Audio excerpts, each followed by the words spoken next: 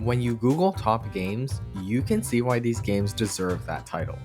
Minecraft has an endless style and dozens of ways to play it.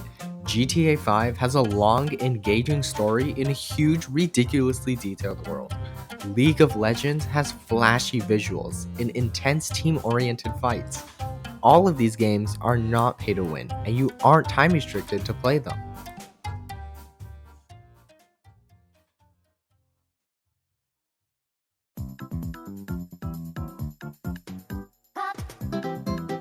It's no secret that Genshin is fun, and this enjoyment would be nothing without its combat. Every character has a unique skill set allowing you to make teams of varying degrees. This, coupled with the general rock, paper, scissors style, plus Animo Geo and Electro, makes for a simple yet diverse system. Making a team is like making a burger. You need a little bit of everything, but they have to work well. If you stack everything into one thing, it's like a salad. It might taste really good, but most of the time you'd rather just have something else.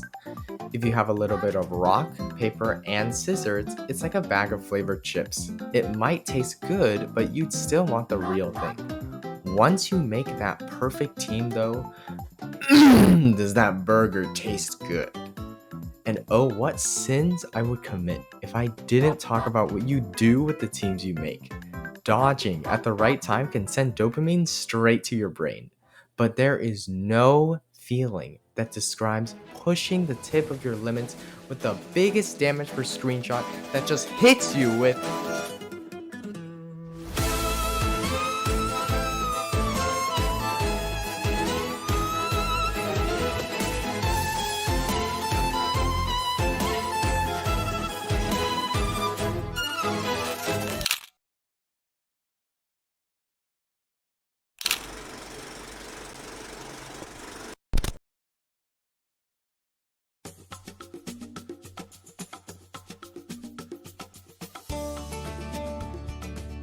What has undoubtedly attracted hundreds of thousands of players and kept even more has been the characters. Where would Genshin be without our favorite Outrider or our favorite Workaholic? Which one? Despite some characters being similar, they are all different enough and have special designs that make them perfectly distinguishable from each other. Who's that? Genshin Impact character. It's Vandy.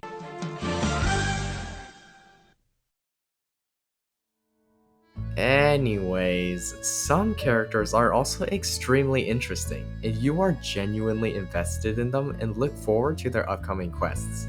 Genshin is a game where the fanbase has powerful emotions towards characters, whether positive or not. Some people love Child, and some people hate him, but the overarching similarity is that people are passionate towards their decision. Gacha plays a big role in this as well. With characters that people are so heavily invested in, wishing for a character becomes way more nerve-wracking, since it becomes more personal. Strangely enough, gambling pushes people's emotions higher. It is this unconventional factor that separates Genshin's characters from others.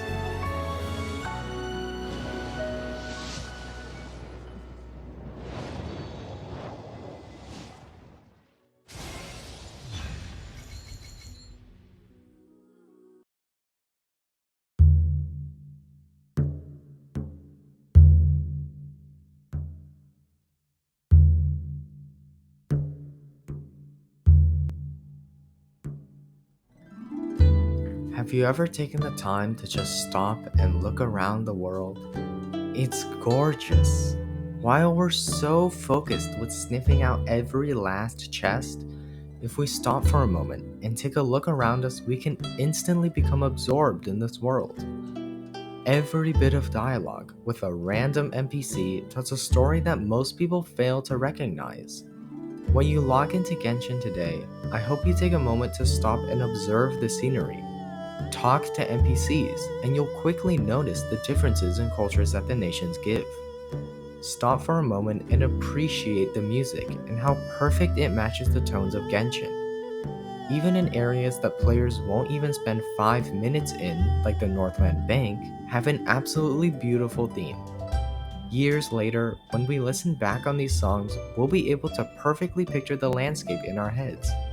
No amount of combat or gacha can compete with the longing nostalgia, something that we'll all end up facing years later.